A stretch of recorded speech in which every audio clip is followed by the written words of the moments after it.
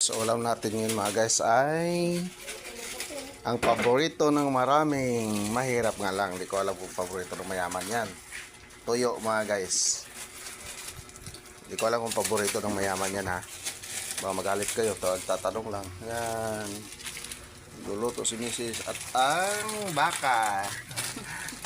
Baka yan mga guys, yan o. Baka. Lati ni Bet. Pares sa isda. Yan si Mrs. Si Mrs. O, balikan ko daw mga guys. Nautosan patuloy ako mga guys. Pabuksan mo dyan kila tito mo. Ano ba to? Tumatagilid yung ano mo. Ba't ganun?